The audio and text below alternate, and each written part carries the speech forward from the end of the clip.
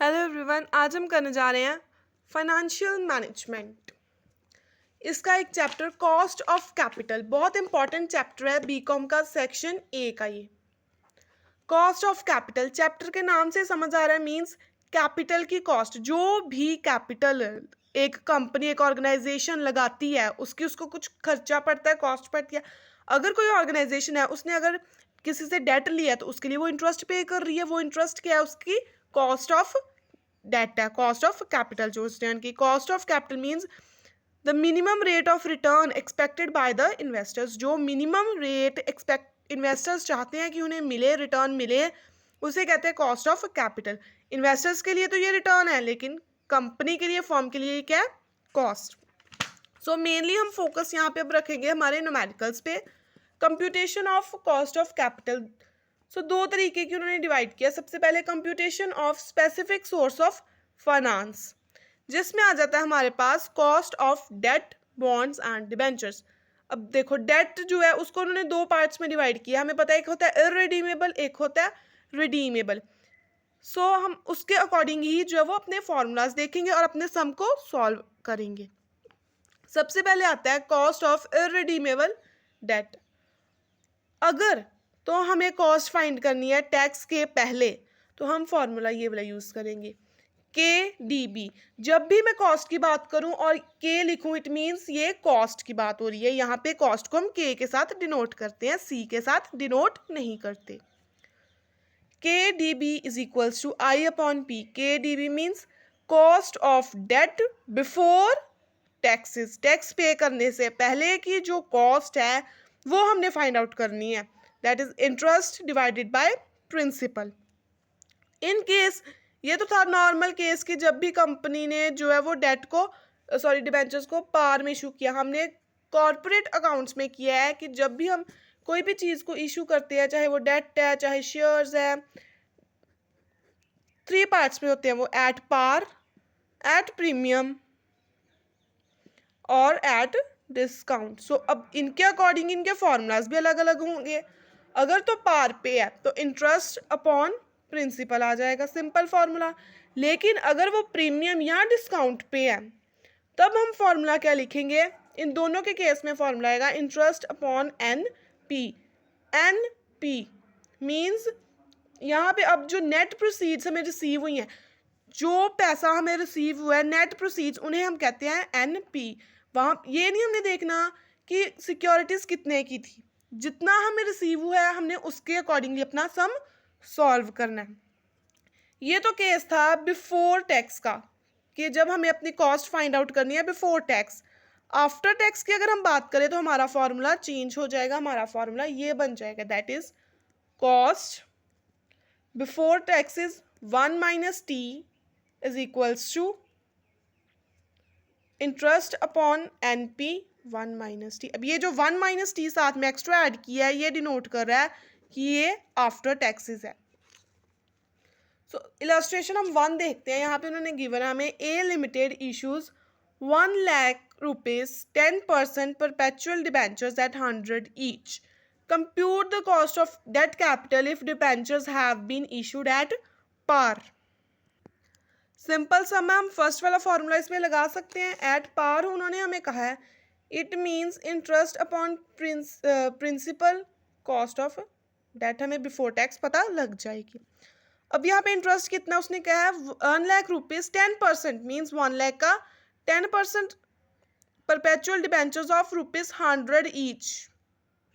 So interest कितना होगा? 10%। Interest आ गया हमारा 10। नीचे हमने लिखनी है प्रिंसिपल की अमाउंट, और प्रिंसिपल हमें गिवन है, हमने 100 रुपीज़ लेना है ईच, क्योंकि यहाँ पे प्रिंसिपल अमाउंट मीन्स कितने पे हम इशू कर रहे हैं 100। इंटरेस्ट था 10 डिवाइडेड बाय 100 दैट इज 0.1, और अगर हम इसको लिख ले 10%, तो ये सिंपल सम है, फॉर्मूला है, में आप वैल्यूज पुट अप कर सकते हो। नेक्स्ट था हमारे पास एट प्रीमियम 10%। अब 10% प्रीमियम है, कुछ नहीं करना, इंटरेस्ट तो सेम रहेगा 10, लेकिन यहाँ पे हमारी वैल्यू 100 थी, उसमें हम ऐड कर देंगे 10% को, और दैट इज़ 110। सो ये बन जाएगा 110। इसको सॉल्व करेंगे तो ये बनेगा 0.0909, या हम इसको कह सकते हैं 9 0.09%, परसेंटेज में भी कर सकते हैं। पार भी देख लिया, प्रीमियम भी। नेक्स्ट आ गया हमारे पास डिस्काउंट। अब डिस्काउंट उन्होंने बोला है 5%, इट मीन्स 100 माइनस 5% करेंगे, जो आएगा हमारे पास 95।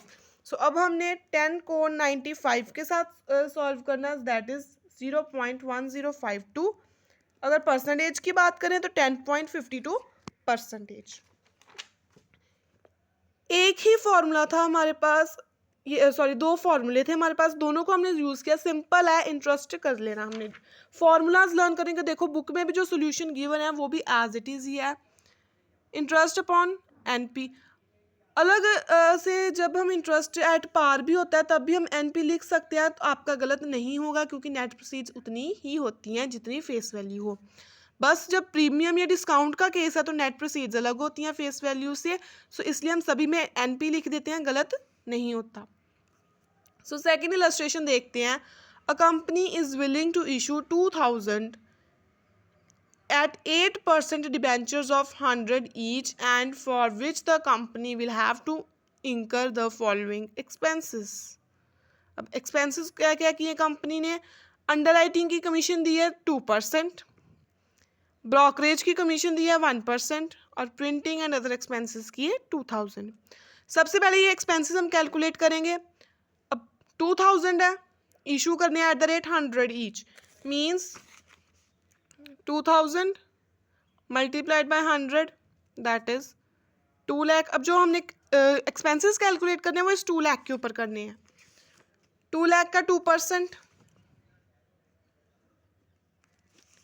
2 लाख का ही 1% एंड 2, ठीक है जी, 2 लाख का 2% करेंगे तो हमारे पास आ गया 4000, 1% आ गया 2000, और ये एक्सपेंसेस गिवन है, मीन्स टोटल हमारे पास एक्सपेंसेस कितने आ गए? ये 8000 जो है वो यहाँ पे उन्होंने एक्सपेंसेस किए हैं टोटल।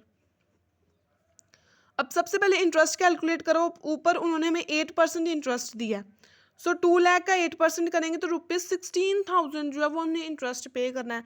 ये जो हमें डिबेंचर्स के आगे, या चाहे डिबेंचर्स के आगे शेयर्स के आगे, चाहे वो इक्विटी शेयर्स हों, प्रेफरेंस शेयर्स हों, कोई भी शेयर्स हों, उनके आगे जो परसेंटेज दी होती है वो ये डिनोट करती है कि उस डिबेंचर्स, उस कैपिटल की कॉस्ट कितनी पड़ेगी, मीन्स उसमें कितना हमने इंटरेस्ट रिटर्न पे आउट करना है, दैट इज 8%। सो 2 लाख का 8% 16,000 करेंगे। अब नेट प्रोसीड्स कैलकुलेट करनी है। नेट प्रोसीड्स यहाँ पे उन्होंने फॉर्मूला को सॉल्व करने से पहले नेट प्रोसीड्स कैलकुलेट करी, क्योंकि हमें यहाँ पे उन्होंने एक्सपेंस दे दिया। फेस वैल्यू कितनी है? 2 लाख, उसमें से 8000 माइनस करेंगे तो जितना पैसा हमें रिसीव हुआ नेट वो है 1,92,000। अब हमने जो अपने फॉर्मूले में नेट प्रोसीड्स लिखनी होती है वो हम 1,92,000 लिखेंगे। अगर ये एक्सपेंसेस ना होते, हमें सिंपल यहाँ तक फर्स्ट लाइन ही होती, लास्ट वाली लाइन ना होती, ये वाली लाइन ना होती, तो हमने क्या करना था? 1,92,000 की जगह 16,000 ही लिख देना था, सॉरी 2 लाख ही लिख देना था, फिर 16,000 डिवाइडेड बाय 2 लाख होना था। लेकिन अब हमें उन्होंने एक्सपेंसेस दिए हैं तो हमने ऐसा करना है। सिंपल सम है, इसलिए मैं आपको यहाँ से बुक से सॉल्यूशन से समझा रही हूँ। कोई भी अगर मुझे लगेगा या आपको लगेगा कि ऐसे नहीं समझ आया कोई सम, तो मैं उसको स्टेप बाय स्टेप निकाल कर भी आपको समझा दूंगी, आप कमेंट में बता सकते हो। Illustration number 3, X Limited issues 50,000 8% debentures at par. The tax rate is 50%. Compute the cost of debt capital. It means tax rate given है तो हमने कौन सा फॉर्मूला लगाना है? आफ्टर टैक्स वाला, ये वाला 1 - t भी हो जिसमें। सिंपल है, कोई घबराने वाली बात नहीं है। 1 - t को हटाकर जितना सम हम सॉल्व करते थे उतना हमने वैसे किया कि 50,000 था, उसका 8% करा पहले, 50,000 का 8%, दैट इज 4,000, उसको इस वैल्यू में रखकर सॉल्व किया। नेक्स्ट 1 - t था हमारे फॉर्मूले में, t मीन्स टैक्स कितना? 50%। परसेंटेज को रिमूव हमें पता है कैसे करना है।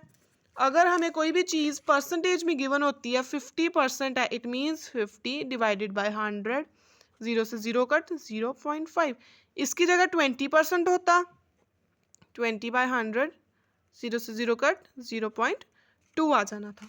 सो यहाँ पे टी की वैल्यू हमने लिख ली 0.5, 1 माइनस 0.5 था, जो बचेगा उसको फिर हम ऐसे सॉल्व करके परसेंटेज में लिख देंगे। परसेंटेज में आंसर लिखो, डेसिमल में आंसर लिखो, ये आपके ऊपर डिपेंड है, कोई भी आपको रोकेगा नहीं कि हाँ जी आपने परसेंटेज में लिखा है, पॉइंट्स में क्यों नहीं लिखा। बेनिफिशियल होता है दोनों ही लिखा हो कि एग्जामिनर को मार्क्स कट करने का कोई स्कोप ही ना मिले। नेक्स्ट बी पॉइंट आता है, Y limited issues 50,000 8% debentures at premium of 10%, it means अब प्रीमियम भी आ गया 10% हमारे पास। सो 50,000 का 10% करेंगे तो 5,000, 50,000 प्लस 5,000 करना है क्योंकि फेस वैल्यू 50 है, लेकिन नेट रिसीव कितना हुआ, 10% एक्स्ट्रा रिसीव हुआ प्रीमियम पे, सो 55,000। लेकिन इंटरेस्ट हमने इसके ऊपर ही लगाना है 50,000 के ऊपर। कभी भी पेपर में कंफ्यूज नहीं होना कि इंटरेस्ट हम 55,000 के ऊपर लगाएं या 50 के, जो इशू किया है इंटरेस्ट उसी के ऊपर लगेगा। 4,000 डिवाइडेड बाय 55,000, यहाँ पे भी टैक्स था 60%, दैट इज 1 माइनस 0.6, और इसको सॉल्व कर लेंगे हम। सी पॉइंट आता है, A limited issues 50,000 8% debentures at discount of 5%। अब यहाँ पे डिस्काउंट है, इट मीन्स 50,000 में से 5% माइनस करा होगा, दैट इज 47,500। सो इंटरेस्ट इसके ऊपर ही लगेगा, टैक्स रेट 50% है, इसमें हम फुट आउट करेंगे। अब नेक्स्ट देखो, 1 लाख के इशू किए, 9% डिवेंचर्स थे, प्रीमियम 10% था, इट मीन्स 1,10,000 हो गया। अब यहाँ तक तो 1,10,000 हो गया, लेकिन नेक्स्ट उन्होंने कहा है cost of flotation are 2%, 2% flotation cost भी दी है हमें। 1,10,000 कॉस्ट ऑफ फ्लोटेशन आई 2%, अब इसका 2% करेंगे तो ये आ जाएगा हमारे पास 2,200। अब 1,10,000 में से 2,200 मीन्स कॉस्ट माइनस करनी है, तभी तो हमारे पास नेट प्रोसीड्स आएंगे, दैट इज 1,07,800। सो अब फॉर्मूले में जो नेट प्रोसीड्स है वो हमने ये लगानी है, 1 लाख का 9% ही करना है, और जो टैक्स है वो 40% है तो 0.4 टैक्स 60% है, 1 माइनस 0.6 करेंगे हम। यहाँ पे उन्होंने इकट्ठा दे दिया, मैंने आपको लाइंस को तोड़ तोड़ कर जो है वो स्टेपिंग यहाँ पे करके बताई है। ये थे हमारे फॉर्मूले कॉस्ट ऑफ इररिडीमेबल डेट्स को फाइंड आउट करने के। नेक्स्ट वीडियो में हम करेंगे कॉस्ट ऑफ रिडीमेबल डेट को फाइंड आउट करने के। आई होप आपको समझ आया हो। कोई भी डाउट है आप कमेंट कर सकते हो, आपका डाउट सॉल्व कर दिया जाएगा। Thank you.